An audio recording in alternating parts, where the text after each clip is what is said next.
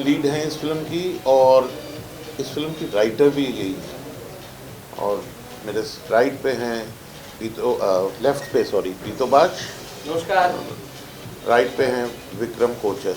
नमस्ते। तो I am sure आप लोगों को कोई इंट्रोडक्शन नहीं चाहिए इनसे। और फिल्म का नाम आप जान ही चुके हैं, शायद ट्रेलर आप लोग देख चुके होंगे। तो आप लोगों के लिए हम यहाँ पे आए हैं, आपके जो भी सवाल हैं उनका जवाब देना हमारा फर्ज है, ज़रूर देंगे। सर ये एक सवाल है सर, ये जो अभी मोदी जी की बेटी के नाम रखा है, तो क्या ये वर्तमान स्थिति को देखते हुए रखा है, मौजूदा सरकार के हालात को देखते हुए रखा है, मोदी जी के नाम पर रखा है, ये क्या कंसेप्ट है? अगर आपने मुझे ध्यान से सुना, सबसे पहले इंट्रोडक्शन में मैंने कहा कि इनका नाम अवनी मोदी है, तो जाहिर बात है इनके पिताजी का नाम भी मोदी ही होगा। तो मुझे नहीं लगता कि इसको हम किसी भी तरीके से राजनीति से जोड़ रहे हैं। एक सिंपल साधारण नाम है, लेकिन हाँ इसके पीछे एक बहुत दिलचस्प कहानी है जो 2014 में इनके साथ हुई थी, और वो भी मीडिया की देन है। तो हम सबसे पहले शुक्रगुजार हैं कि ये नाम, ये टाइटल जो है वो हमको हिंदुस्तान की मीडिया ने ही दिया है। तो कहानी जो थी वो एक सिंपल एक प्रेस कॉन्फ्रेंस के दौरान ही हुई थी। वो क्या हुआ था मुझसे ज़्यादा अच्छा जो है वो आपको अवनी खुद बता पाएंगे। तो मैं चाहूँगा कि अवनी खुद अपने शब्दों में वो बयान करें। जो आपने सर सवाल पूछा वो बिल्कुल सही है कि क्यों ये नाम अगर वर्तमान सरकार से रिलेटेड है कि क्या, तो उसके पीछे का रीज़न है कि क्या हुआ था। तो अक्सर ये होता है कि फिल्म की पहले कहानी लिखी जाती है, फिर उसके ऊपर एक एप्रोप्रिएट टाइटल ढूंढा जाता है। हमारे केस में उल्टा हुआ, सबसे पहले मीडिया के ज़रिए मुझे टाइटल मिला मोदी जी की बेटी, उसके ऊपर फिर हमने कहानी लिखी है। तो बात दरअसल 2014 में एक प्रेस कॉन्फ्रेंस थी मेरी तमिल फिल्म की चेन्नई के अंदर, और उस वक्त एक रिपोर्टर, आप तो बहुत वाकिफ़ होंगे ऐसे लोगों से जो कि जानबूझ के ऐसे नुकीले सवाल पूछते हैं आपसे।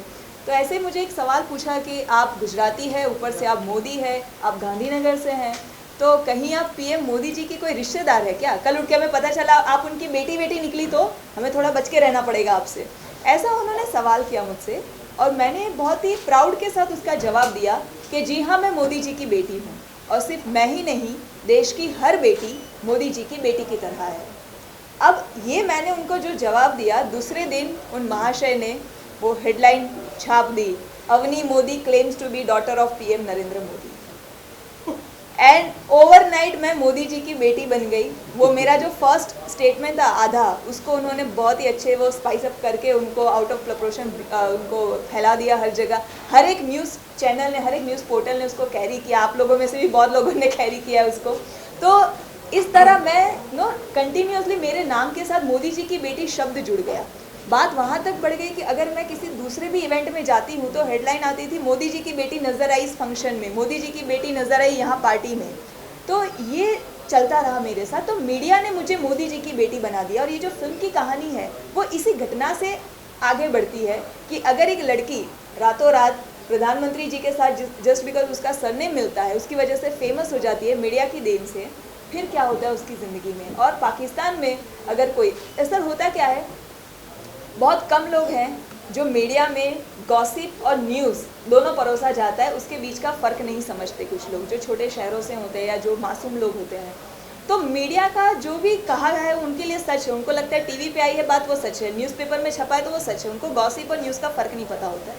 तो अगर ऐसे लोग इस गॉसिप को सच मान ले, इस अफवाह को सच मान ले, तो क्या होता है, ये हमारी फिल्म की कहानी है। एंड दैट्स वाई ये पूरा जो फिल्म के अंदर जो चक्कर है, ये जो कन्फ्यूजन है, वो सिर्फ नाम को लेके है, इसीलिए फिल्म का नाम मोदी जी की बेटी है।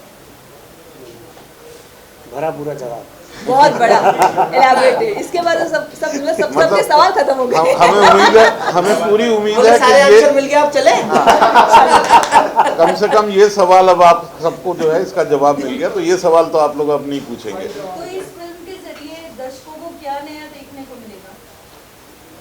ये कहानी जो है एक फिक्शन है, तो इसमें हमने जो एक मिस्टेकन आइडेंटिटी के ऊपर है पूरी कहानी। और जो नयापन है वो ये है सबसे पहले कि ये एक ओरिजिनल स्क्रिप्ट है, किसी से कॉपी नहीं की गई, कहीं से कोई इंस्पिरेशन नहीं है।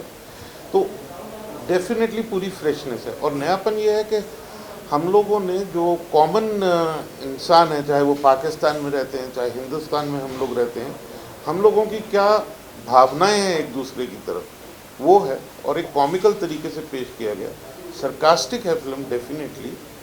लेकिन जो हम लोग बॉर्डर्स पे जो जंग होती है, तो वो क्या उससे आपको मेरे को कुछ फ़र्क पड़ रहा है? हम लोग शायद हमदर्दी भी करते हैं। तो वो वॉर जो है वो पॉलिटिकल वॉर्स हैं, दो देशों के बीच में हमेशा होती रहती हैं। इंडिया पाकिस्तान का जब मैच होता है तो वो एक अपने आप जोशीला मैच होता है, सबको जोश होता है। हम पाकिस्तान की टीम से शायद नफरत तो नहीं करते, पर ये ज़रूर चाहते हैं कि हिंदुस्तान जीत के आए। तो इस कहानी में जो चीज़ है वो ये है कि हम लोग पाकिस्तान में जाके एक मैच खेल के आ रहे हैं, और वो मैच का जो कप्तान है वो ये बैठी हैं यहाँ पे, और उनके जो पाकिस्तान की टीम जो है वो विक्रम और पीतोबाश। तो ये लोग इनोसेंट टेररिस्ट हैं जिनको पता नहीं कि टेररिज्म क्या है, लेकिन टेररिस्ट बनना चाहते हैं। क्यों बनना चाहते हैं? क्योंकि कसाब ने कभी कुछ बहुत बड़ा किया था। अब उसके ऊपर कहानी नहीं बता रहा हूँ, चिंता मत करो। जो गलत रास्ते पे भटक जाते हैं लोग, ये तो उनकी कहानी है, और उनको वो कैसे जो है एक सही तरीके से, एक हार्मनी के तरीके से उनको एक मैसेज मिलता है, and how they come on the right track. एक और छोटी चीज़ है मैम, हम इस फिल्म में प्यार की बात कर रहे हैं, पर लड़का लड़की के प्यार के बियॉन्ड जो प्यार एग्जिस्ट करता है ना दुनिया में, हम उसके बियॉन्ड बात कर रहे हैं। तो एक कन्वेंशनल लव स्टोरी जैसा जो आपको हमेशा मिलती है फिल्मों में कि एक हीरो होगा एक हीरोइन होगी, वो नहीं है इस फिल्म में। कहीं आपको रोमांस, पेड़ के पीछे नाच गाना, ये सब नहीं है। वो सब नहीं है। इनफैक्ट बहुत ही कम गाने भी हैं फिल्म में, 3 ही गाने हैं, वो सब सिचुएशनल गाने। एक प्रमोशनल सॉन्ग है हमारा जो कि फिल्म के एंड में आता है, वो भी। तो फिल्म में ले देकर 2 गाने हैं, और वो सिर्फ आपको लगेगा कि ज़रूरत थी इसलिए डाले। राइट। पर फिल्म के अंदर फुल ऑन एंटरटेनमेंट है, जिसके लिए हमने फिल्म बनाई है, और आपको हंस हंस के लोटपोट हो जाओगे, उस बात की गारंटी है। अपनी इस फिल्म की स्क्रिप्टिंग आपने की, सर ने बताया जी। तो स्क्रिप्टिंग करने के बाद आप सर के पास स्क्रिप्ट लेके गई थी कि ये आपका कॉन्सेप्ट है, या उससे पहले ही आपने सर से कांटेक्ट कर लिया था कि मेरे साथ ये चीज़ें हो रही हैं, इसके साथ फिल्म बनाया जाएगा? देखो, ये ऐसा ही कुछ हुआ था। दरअसल पहले तो ये कॉन्सेप्ट मुझे मिला कैसे, मैं ये बताई, बड़ा इंटरेस्टिंग हुआ था। ये कंट्रोवर्सी तो मैंने बताई 2014 में हुआ था मेरे साथ, वो फिर लगातार चलता रहा। अब 2017 के आसपास की बात है, तब ये जो इंडिया पाकिस्तान एक्टर्स को जो बैन किया है वो नहीं था उस वक्त, वो काम कर रहे थे सब लोग। तो मैं, एक हमारे फ्रेंड है जो कि उनका लंदन में प्रोडक्शन हाउस है, तो वहाँ पे पाकिस्तानी फिल्में भी शूट होती है। तो ऐसे मुझे उन्होंने एक पाकिस्तानी फिल्म की ऑफ़र दी, तो मैंने कहा क्यों नहीं, अगर माहिरा खान यहाँ काम कर सकती है, फवाद खान कर सकते हैं, तो हम भी करते। बहुत सारे एक्टर्स ने किया भी है वहाँ पे जाके पाकिस्तानी फिल्मों में काम। तो उन्होंने फिर सोचा और कहा कि लेकिन एक दिक्कत है, वो जो तुम्हारे सरनेम को लेके जो इंटरनेट पे तुम्हें मोदी जी की बेटी बुला रहे हैं लोग, तुम्हें पाकिस्तान भेज दिया, फिर तुम वापस नहीं आ पाई, तो हमें जवाब देना भारी पड़ जाएगा लोगों को, तो इसलिए ये रहने देते हैं। और फिर मैंने कहा सर ये तो लेकिन गॉसिप है, सबको पता है, पता है वो जो मिलिटेंट्स होते हैं उनको, वहाँ टेररिस्ट जो होते हैं उनको ज़्यादा नॉलेज होती नहीं है, वो इतने ज़्यादा पढ़े लिखे भी नहीं होते हैं। तो ये फिल्म का प्लॉट मुझे ऐसे मिला कि हाँ, अगर कोई पाकिस्तान में अगर एक एक्ट्रेस वो फंस जाती है, मोदी सरनेम है, कैसे वहाँ से वो बाहर आएगी, ये पूरी कहानी इस फिल्म की ऐसे मिली। और जैसे ये मेरे दिमाग में ये आइडिया आया, मैंने इमीडिएटली एडी सर को फ़ोन किया, और हम लोगों ने पहले भी काफ़ी काम किया है, तो ऐसे ही हम लोग इस लेवल पे तो तुक्के बोलते हैं इसको, तो ऐसे ही कोई तुक्का आता है तो सर को मैं शेयर करती थी। सर ने बोले यार आइडिया इंटरेस्टिंग है, आइडिया छोड़, पहले तो नाम बड़ा इंटरेस्टिंग है पिक्चर का, और उसके ऊपर ये कॉन्सेप्ट बड़ा प्यारा है, I think we should do this. तो मैंने कहा फिर आप डायरेक्टर हैं, आप लिखवाइए, किसी राइटर को हायर कीजिए। तो उन्होंने कहा कि नहीं तू लिख। मैंने कहा नहीं, मैं राइटर नहीं हूँ, मैं तो एक्टर हूँ, मैं कैसे लिखूँगी। फिर उन्होंने लिखवाया भी, 2-4 राइटर्स से सैम्पल सीन लिखवाए, उनको भी मज़ा नहीं आया, मुझे भी पसंद नहीं आया। तो उन्होंने एक्चुअली मुझे फोर्स करके राइटिंग करवाई कि तूने ये सोचा है तो तू ही लिख पाएगा, तुझसे बेटर शायद कोई नहीं लिख पाएगा। तो मे भी कहीं ना कहीं मेरे अंदर ये हिडन पोटेंशियल था, लेकिन सर ने उसको पहचाना मुझसे पहले, और इनकी बदौलत आज मैं एज अ राइटर भी काम कर रही हूँ और एक अच्छी स्क्रिप्ट मैं लिख पाई हूँ। सो यस, हाँ, दोनों कॉर्नर ऐसे, एक नहीं। Thank you. यस मेरा सवाल आपसे जी। एक तो ट्रेलर में आप जब बोलते हैं कि कसाब जैसा नाम करना है, तो इतना नहीं, थोड़ा ये अलग से मैसेज हो गया, कसाब ने बहुत बड़ा काम किया। सवाल आपसे बिल्कुल। दूसरा चीज़ एडी सर आपसे ये कि अभी आप देख रहे हैं बहुत सारी फिल्मों प्रमोशन, बड़ी बड़ी फिल्मों प्रमोशन हुए हैं बॉलीवुड की, साउथ की, और प्रमोशन करने के बाद वो चली नहीं है, लेकिन उसी बीच बहुत सारी कम बजट की फिल्में भी आ रही हैं, तो इसको आप किस तरह देखते हैं? छोटी सी खाली मैं आप जो पूछे थे तो पहले तो फिल्म में वो कसाब जैसा नाम करना हम दोनों बोल रहे हैं, ठीक है, ये नहीं बोल रहे हैं। अब जैसे कोई चोर बनना चाहता है ना, उसके आइडल कौन है? चांद चोर है, समझ रहे? तो सिंपल है ना। तो वो क्या क्लैरिफाई किया गया फिल्म में कि हम खुद टेररिस्ट हैं, फिल्म में आप देख रहे हो कि टेररिस्ट का कैरेक्टर प्ले कर रहे हैं। ट्रेलर में ही पहले बताते हैं दो डम टेररिस्ट, उसके बाद बोलिए। आप ट्रेलर अगर देखें तो सबसे पहले आपको पता है कि इट इज ऑलरेडी सेइंग 2 डम टेररिस्ट। नहीं, डम छोड़ दीजिए, टेररिस्ट के लिए आइकॉन तो लादेन और कसाब ही होंगे ना। उनका वो प्रोफेशनल है ना, तो हर प्रोफेशन में अपने आइडल, जैसे हर क्रिकेटर को सचिन तेंदुलकर बनना है, हर पॉलिटिशियन को मोदी जी बनना है, तो हर टेररिस्ट को भी तो कसाब बनना है। हमारे देश में कितने बिजनेसमैन ने नीरव मोदी जी को भी आइडल माना है और भाग रहे हैं। सर आप दोनों ने सवाल किया टेररिस्ट की जिंदगी कैसा था? एक मिनट, हाँ इनका सवाल। बड़ी फिल्मों की जो प्रमोशन करे जा रहे हैं उनमें बहुत सारी फिल्में फ्लॉप भी हो गई या चली नहीं है, वो बैक साइड कुछ भी होता है, ठीक है, लेकिन इस बीच बहुत सारी फिल्में भी आई हैं, आपकी भी फिल्म आई है, तो कैसे देखते हैं आप, कैसे टैकल करेंगे, कैसे आगे चल रहे हैं? देखिए अब बहुत सी बड़ी फिल्में आई हैं, नहीं चली हैं, बहुत से बड़े स्टार्स की नहीं चली हैं, उसके लिए हम क्योंकि खुद फिल्म इंडस्ट्री को बिलोंग करते हैं तो वो हम लोगों को बहुत दुख पहुंचाता है, अफसोस है। लेकिन कहीं ना कहीं ये बात मानना पड़ेगा हमको और आप सबको और पब्लिक को कि आज पब्लिक जो है कुछ नयापन चाह रही है। हम लोग एक कोविड के दौर से गुजर चुके हैं, थिएटर्स बंद रहे हैं, अब जो कंटेंट है वो लोगों को मिल नहीं रहा है, तो आई थिंक कहीं ना कहीं पब्लिक नया कंटेंट और ओरिजिनल कंटेंट का इंतज़ार कर रही थी, जो मैं दावे से कह सकता हूँ इस फिल्म में है और आपको मिलेगा वो। अब थिएटर्स के अंदर आज ये भी सिचुएशन आ चुकी है कि OTT ने जो है हम लोगों को 2 साल में घर पे बैठा के वो आदत डाल दी। लेकिन अगर अब थिएटर्स खुले हैं और अगर पब्लिक वापस थिएटर्स में जाना शुरू करे और उनको एक अच्छा कंटेंट नहीं मिलता है तो जाहिर है उनका रिस्पांस जो है वो ये होता है कि भाई पैसा वसूल नहीं हुआ। तो अब मैं ये दावे से बोल रहा हूँ और मैं चाहूँगा पब्लिक जो है इस पिक्चर को जाए, इसको पसंद ज़रूर करेंगे वो, और वापस आते हुए हर एक के चेहरे पे मुस्कुराहट आपको मिलेगी और ये ज़रूर बोलेंगे वो कि पैसा वसूल।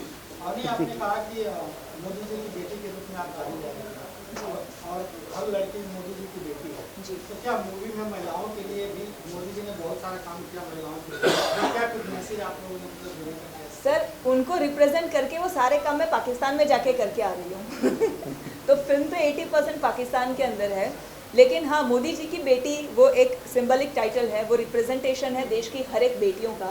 तो मैंने फिल्म में भी यही कहा है और हमेशा यही कहती हूँ कि इस देश की हर वो बेटी जो कि साहसिक है, निडर है और जो सच का साथ दे रही है, जो अपने सपने पूरे करने के लिए हर एक परिस्थिति में वो मुकाबला कर रही है, वो हर बेटी मोदी जी की बेटी कहलाती है।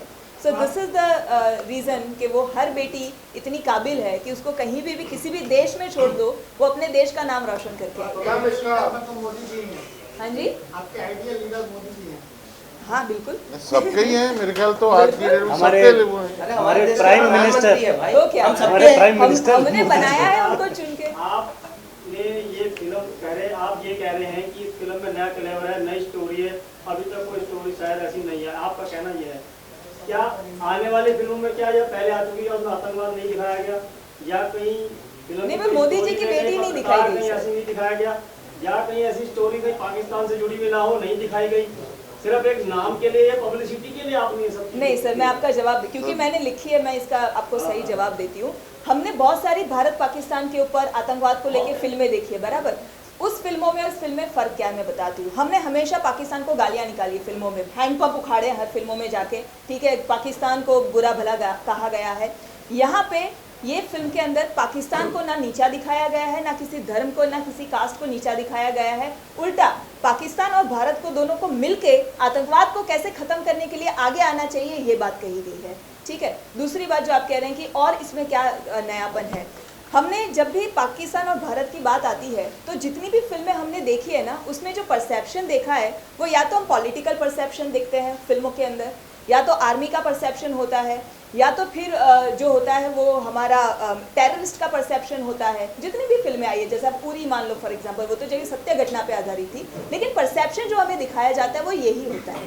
पहली बार एक फिल्म के अंदर कॉमन मैन का परसेप्शन दिखाया गया है कि आप जैसे, हम जैसे लोग जो कि घर में टीवी पे बैठ के न्यूज़ पढ़ते हैं, अखबार में न्यूज़ पढ़ते हैं, वो क्या सोचते हैं पाकिस्तान के बारे में, वो क्या सोचते हैं आतंकवाद के बारे में। ये कॉमन मैन का परसेप्शन पहली बार फिल्म में दिखाया गया। कॉमन मैन किस तरह के सोचता है, आपने क्या देखा, क्या सोचता है? फिल्म के माध्यम से आपने कहा कि कॉमन, वो जानने के लिए आपको पिक्चर देखनी पड़ेगी, देखेंगे ना सर, उसके लिए आपको पिक्चर देखनी पड़ेगी। अगर परसेप्शन मैं यहाँ रिवील कर दूंगी तो आपको फिल्म में कैसे पता चलेगा सर? मेरा सवाल आप लोगों से आपने कहा कि 80% फिल्म पाकिस्तान में शूट की है। जी, तो क्या ये नहीं, पाकिस्तान कहानी पाकिस्तान बनाया गया है, शूट हिंदुस्तान में तो हिंदुस्तान में ही हुआ। जी मेरा वही कि पाकिस्तान में शूट की गई, मतलब आपने पाकिस्तान का सेट क्रिएट किया। हाँ जी। आपने उसको ऑथेंटिसिटी को डेवलप करने के लिए क्या रिसर्च की, क्या आपको कठिनाई आई? मतलब आई नो कि वो थोड़ा बहुत इंडिया से रिलेटेड होता है, but make it look differentiate between India and Pakistan, क्या ऑथेंटिसिटी आपने, क्या रिसर्च की, मैं वो जानना चाहता हूँ। तो काफी सारी उसमें तो प्रोसेस उसमें रहा है तो पूरा। बहुत ही मेहनत का काम है, क्योंकि हर फिल्म की स्क्रिप्ट को बैलेंस करने के लिए आपको उसकी लोकेशंस को ऑथेंटिकली देखना पड़ता है। तो एक डायरेक्टर, एक डीओपी जो है वो लोकेशन हंटिंग पे निकलता है हमेशा। तो हम लोगों ने सब वो चीज़ें पहले ही की विद रेफरेंसिंग। ऐसा तो नहीं होगा नहीं, मतलब विद रेफरेंसिंग कोई भी नहीं करता। टोटल रेफरेंसिंग के साथ रेफरेंसिंग करने के किया बाद वैसी गया। लोकेशन हिंदुस्तान में ढूंढी जाती है, ये कह रहे हैं। हाँ, और बहुत सी चीज़ें जो सेट्स के ऊपर, जो पाकिस्तान के कल्चर के हिसाब से जो चीज़ें उनका इस्तेमाल होती हैं, पहनावा, उनका पहनावा, वो और उनके इवन पितोबाश और विक्रम ने अपने एक्सेंट पे भी बहुत मेहनत की है फिल्म में। वो जिस तरीके से बोलते हैं, तो वो पाकिस्तान ऑक्यूपाइड कश्मीर की जो एक्सेंट होती है वो लाने के लिए दोनों ने मेहनत की है। आर्ट डायरेक्टर, प्रोडक्शन की टीम, सब लोगों ने काफी, मतलब हम लोगों ने काफ़ी आर्ट डायरेक्शन के अंदर जो है, और जो प्रॉप्स हैं वो स्पेशली रिसर्च करके बनवाए, और वो हम अपने साथ लेके गए। इसकी सारी शूटिंग हिमाचल में मनाली में हुई है, और मनाली की ऐसी जगहों के ऊपर जहाँ शायद पहले कुछ फिल्में बनी भी नहीं कभी, वो भी लोकेशन टोटल मतलब गाड़ी वाड़ी नहीं जाती, हम लोग को पैदल 2-2 घंटा चल के जाना पड़ता था। ये पॉइंट ये ज़रूर बताते हैं हमेशा, और मुझे ही डांट पड़वाते हैं। बताइए। तो ये भी हुआ है। और जैसे आप अगर फिल्म में ट्रेलर में भी देखेंगे, आप देखेंगे कि पीतो, मैंने और अवनी ने एक ही कपड़ा पहना है। अब तो छोटी सी बात है, लेकिन तैयारी इस हिसाब की थी कि हम अगर 30 दिन वहाँ शूट कर रहे हैं और ये एक जर्नी पे निकले, तो जाहिर सी बात है इनके कपड़े चेंज नहीं हो सकते, क्योंकि ये लोग जंगल में जा रहे हैं, लंबे रास्ते पे जा रहे हैं, जर्नी है, तो इनके कपड़े वही रहे। और उस तरीके के करीबन 3 से 4 जोड़े तैयारी करके लेकर गए कि भाई आपको शूट तो 30 दिन करना है, भले ही आप ये जर्नी आप दिखा रहे हो हफ्ते भर की ट्रैवल की, तो वो तैयारियाँ हुई हैं। मैं एक छोटी सी बात बताइए। और वहाँ पे क्या जो फिल्म के अंदर पाकिस्तान के ऐसे कोई वो नहीं दिखाए हैं, पर जो कि वहाँ की स्ट्रीट्स होती है, पाकिस्तान ऑक्यूपाइड कश्मीर के जो छोटे ढाबे होते हैं, छोटे जो होटल्स जैसा होता है, वो सारा कुछ दिखाया। तो वो वहाँ पे कैसे होते हैं, पहाड़ों में वो लोग कैसे रहते हैं, वो सारा रिक्रिएट किया गया है। सर ये टू डम terrorist is not the first time कि बॉलीवुड में ऐसा दिखाया जा रहा है, पहले भी हो चुका है। तो आई होप कि ये अलग होगा, क्योंकि मैंने आपकी फिल्म के ट्रेलर में कटाक्ष देखे हैं, मोदी जी चाय से रिलेटेड है, कसाब से रिलेटेड है, तो ये काफी अच्छे कटाक्ष है। मतलब और आपको हंसी आई कि नहीं, ये बताओ। डेफिनेटली तो फिल्म में आपको 100% उसका मल्टीप्लाई 20 होगा वहाँ पे। तो बस यही मैं आपसे उम्मीद करना चाहता क्या हूँ है ना भाई, मुझे ऐसा लगता है कि कोई भी आतंकवाद अगर कर रहा है और आतंकवादी बन रहा है, वो डम है। क्योंकि अगर कोई इंटेलिजेंट इंसान है, वो टेररिस्ट तो नहीं बनेगा। तो ये फिल्म सटायर है। सटायर में हम डम टेररिस्ट बने हैं, but we are basically representing a terrorist mindset. That dumb mindset, yes, they are dumb. If you are a terrorist, then you are dumb. Exactly. Because कोई इंटेलिजेंट इंसान तो दूसरे इंसान को मारेगा और बम, ये सुसाइड बम्बर बनेगा, ये सब तो नॉर्मल इंटेलिजेंट इंसान तो बनेगा ही नहीं ना। So basically we are representing that dumbness of terrorism.